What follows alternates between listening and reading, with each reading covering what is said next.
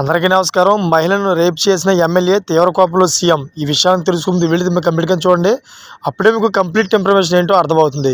అదేవిధంగా చాలామంది వీడియో చూస్తున్నారు కానీ సబ్స్క్రైబ్ చేసుకోవడం మాత్రం మర్చిపోతున్నారు.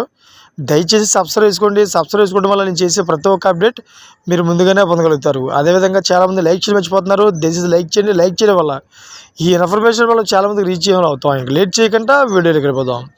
ఫ్రెండ్స్, బీజేపీ ఎమ్మెల్యే హరీష్ సాక్య అతని సోదరులు సహా 16 మందిపై సామూహిక అత్యాచారం, భూ కబ్జాలకు పాల్పడినట్టు కేసు నమోదయ్యాయి. ప్రత్యేక కోర్టు, ఎంపీ, ఎమ్మెల్యే కోర్టు, అదనపు chief judicial magistrate లీలు Chowdary court ఆదేశాల మేరకు పోలీసులు కేసు నమోదు చేశారు. డిసెంబర్ 11న కోర్టు ఆదేశాల మేరకు బద్వాయి రోడ్లోని పూనంలాల్ సమీపంలో తనకు భూమి ఉందని లలిత్ కుమార్ అనే బాధితుడు పిటిషన్లో పేర్కొన్నాడు. అయితే ఆ భూమిని తల్లి అమ్మమ్మల పేరిట కొనుగోలు చేశాడు. ఆ తర్వాత అమ్మమ్మ చంద్రకాళి దానిని తన తండ్రి ఓంప్రకాష్కు కట్టబెట్టింది.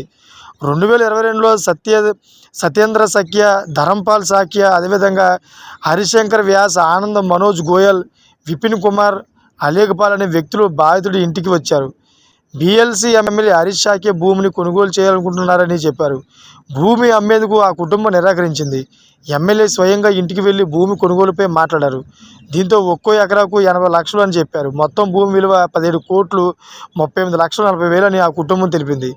అయితే 16 కోట్ల 50 లక్షలతో భూమిని కొనుగోలు చేయాలని ఒప్పందం కుదిరింది. అలాగే అగ్రిమెంట్ సమయంలో 14%, 40% మొత్తం చెల్లించాలని, మిగిలిన మొత్తాన్ని డీడీ సమయంలో ఇవ్వాలని నిర్ణయించారు. అయితే బలవంతంగా భూమి లాక్కున్న ఎమ్మెల్యే హరీష్ సాక్య, హరీష్ శంకర్ వ్యాస్ నుంచి ₹1,00,000 కుటుంబానికి అందాయి. అరకొర డబ్బులు అందిన 2-3 రోజులకి అగ్రిమెంట్ చేయాలని ఒత్తిడి తెచ్చారు. మొత్తం 40% నగదు అందిన తర్వాతే అగ్రిమెంట్ చేసుకుంటారని కుటుంబ సభ్యులు తెలిపారు. దీంతో మొత్తం ముఠా బాధితురాలు కుటుంబంపై అత్యాచారం వంటి తప్పుడు కేసులు నమోదు చేయించారు.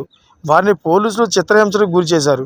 దీని తర్వాత బీఎల్సీ ఎమ్మెల్యే ఇంట్లో బలవంతంగా ఒప్పందం కుదుర్చుకొని బెదిరింపులకు పాల్పడి డిక్లరేషన్ డీడీ చేయించుకున్నారు. ఇలా 16.50 కోట్ల విలువైన భూమిని 4,33,20,500కు లాక్కున్నారు.